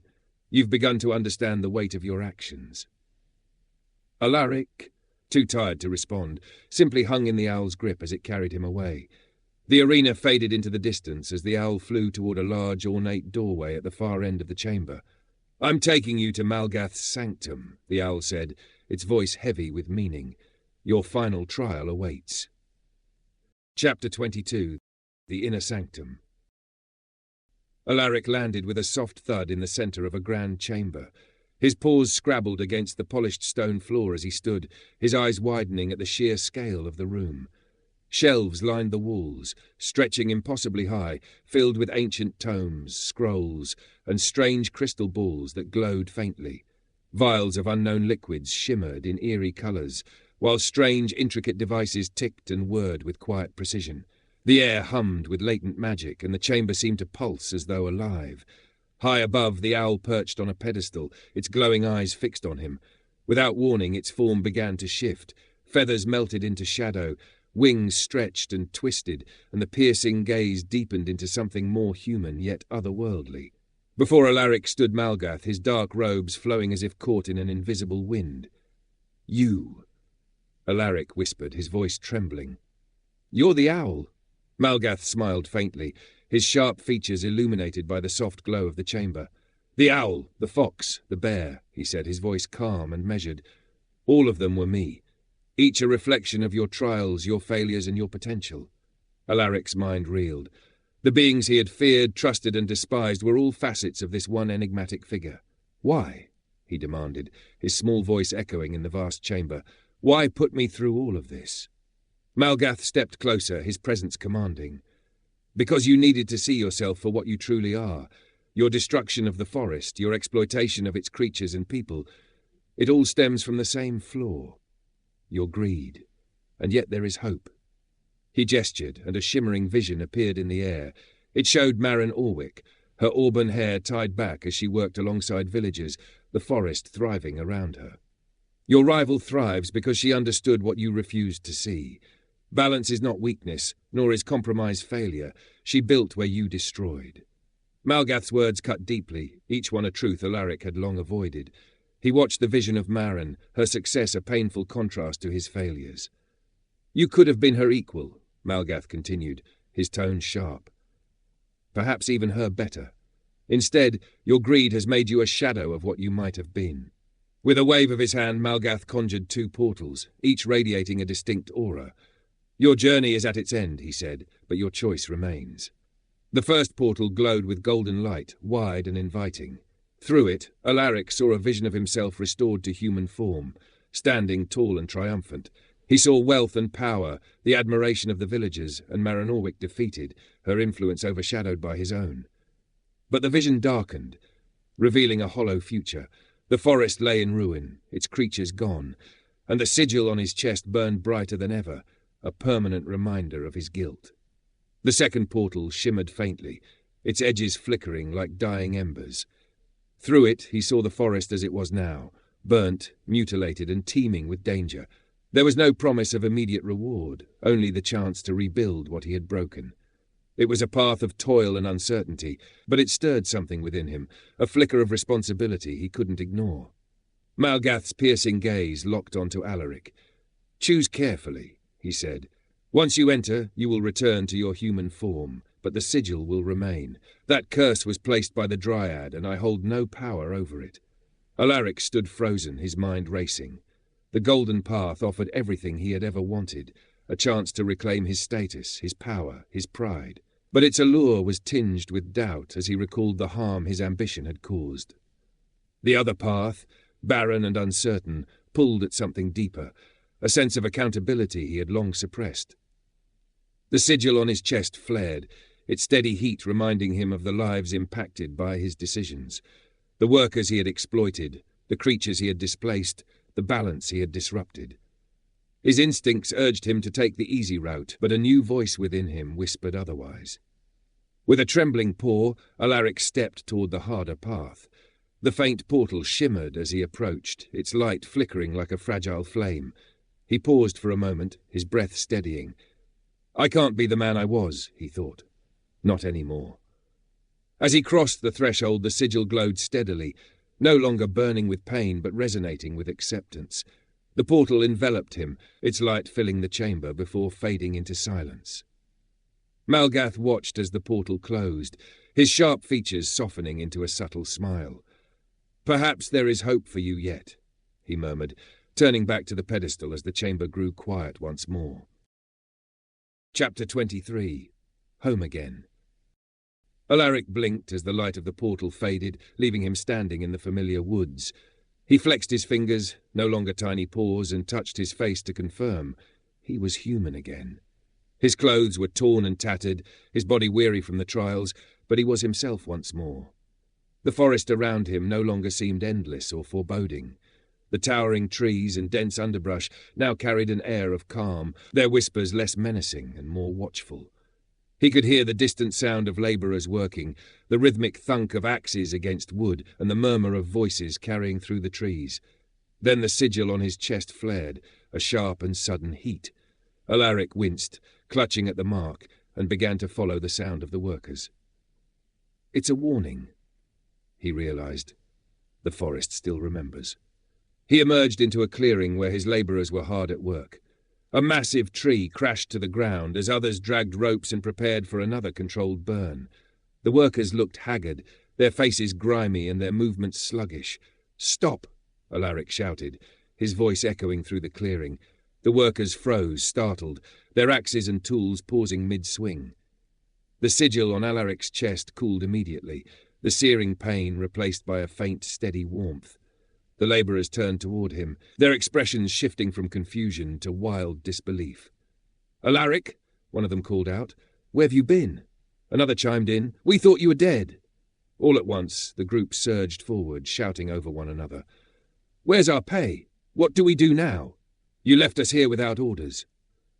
Jaron Moss stepped forward, his face lined with weariness and frustration. "It's been a week, Alaric. Where were you?" Alaric raised his hands, silencing the cacophony.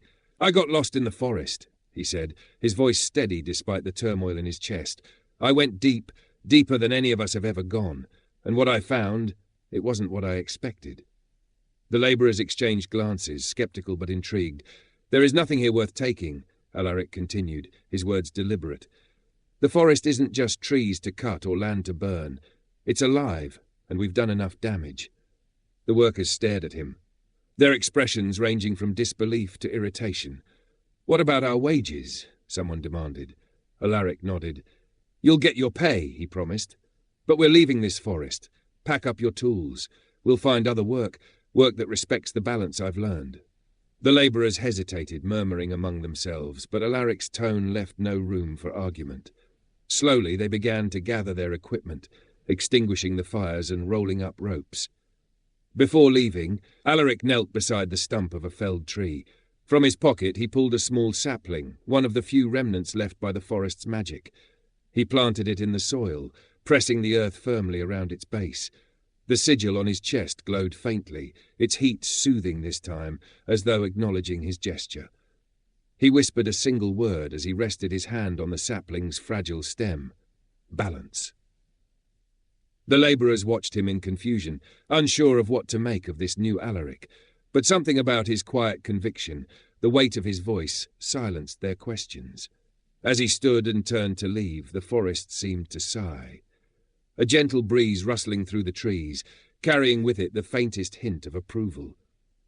Alaric led his workers out of the forest, the sigil on his chest glowing softly. Though his journey through the woods was over, he knew his trials were far from finished. But for the first time he felt ready to face them, not as the man he had been, but as the man he was becoming. Thank you for listening to this audiobook. We hope you enjoyed the journey and look forward to sharing more adventures with you in the future.